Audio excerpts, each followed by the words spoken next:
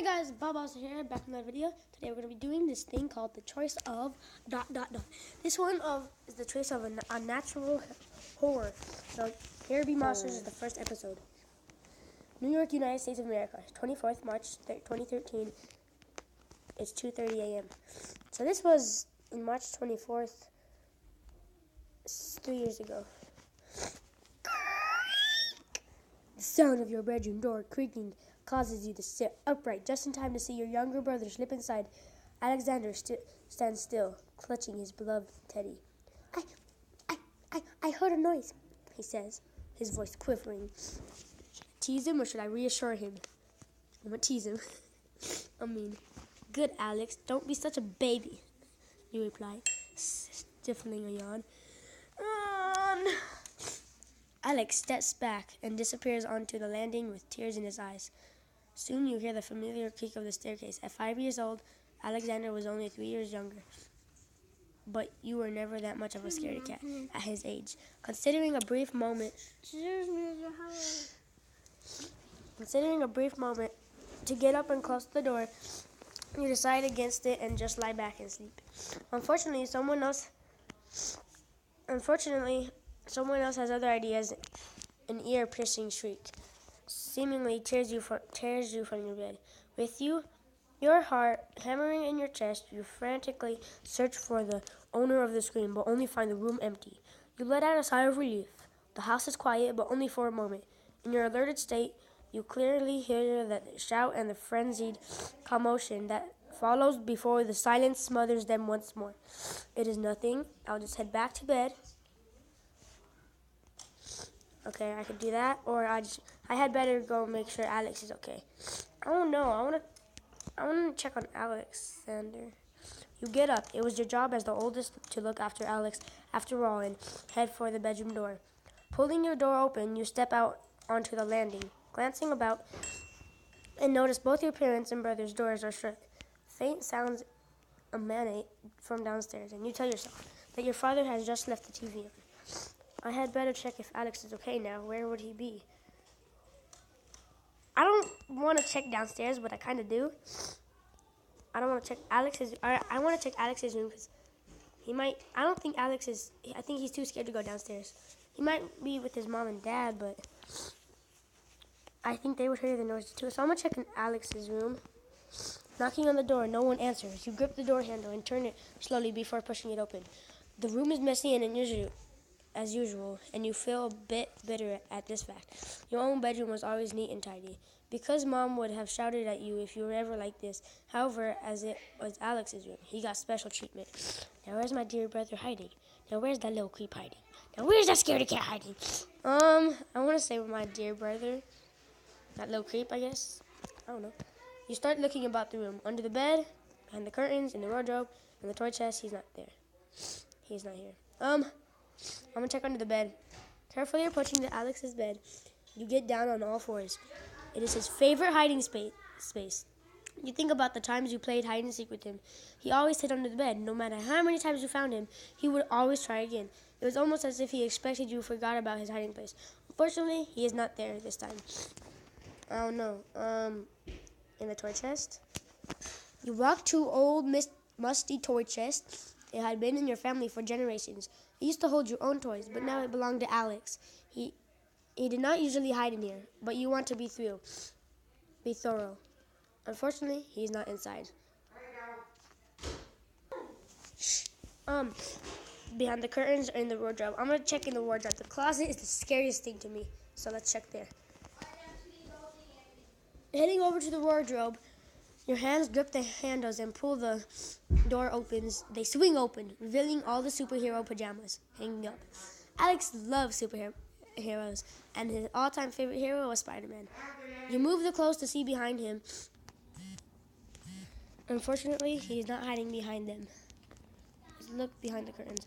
Quietly, you creep over to the curtains. Alex still hates the darkness, and your mom always had to leave the curtains open enough just let a bit of moonlight into the room.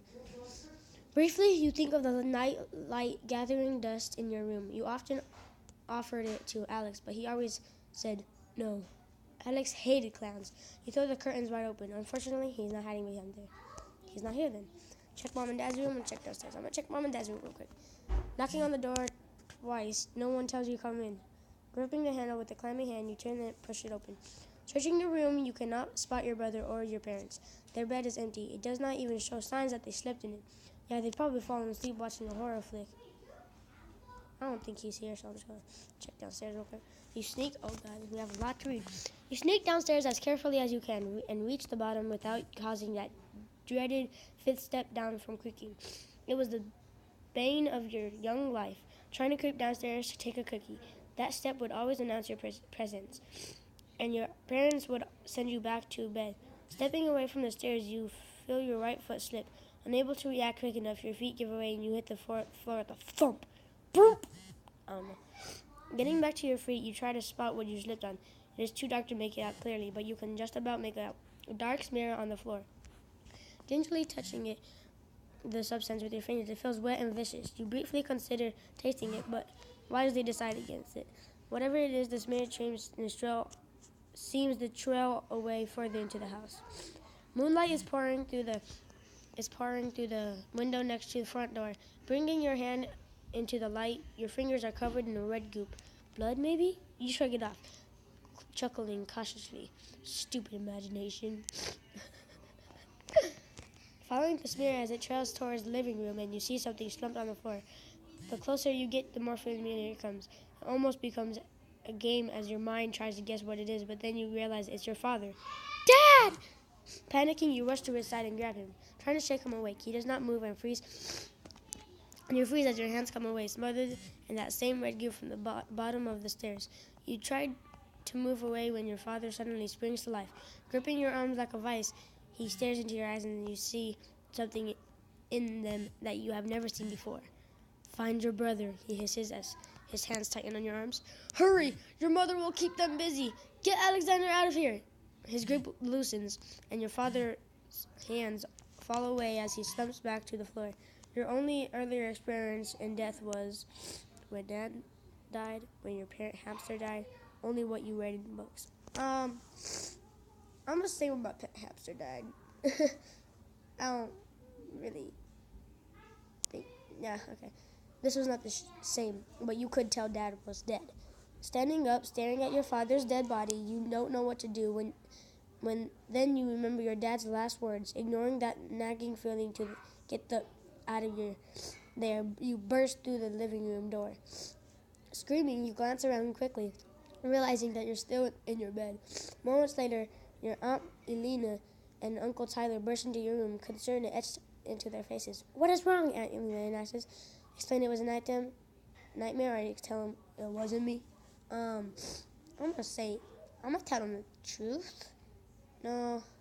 Then they'll just be like, why did you think your dad was gonna die? No, I don't know what to say. I'm gonna say it's a nightmare.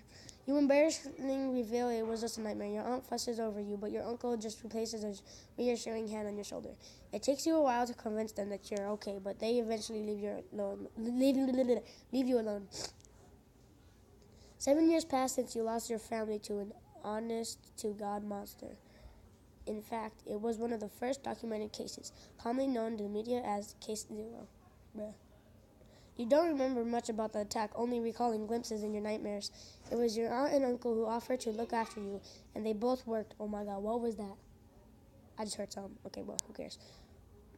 Much about the attack, only recalling glimpses in your nightmares. It was your aunt and uncle who offered to look after you, and they both worked hard to make your life pleasant. Even without your parents, you were at least offered the chance to try and have a normal childhood. The government was content for them to assume care of you as long as they agreed to send you to the occasional psych interview to make sure you were dealing with the trauma. It was annoying at first, but you eventually got used to it, and after 2 years of them, the doctors were convinced your mental health was good enough to seize the interviews. Washington, United States of America, 14th June, 2021, 3:17 p.m. Alright guys, we're going to end this video here, and we'll read next time. See you guys later.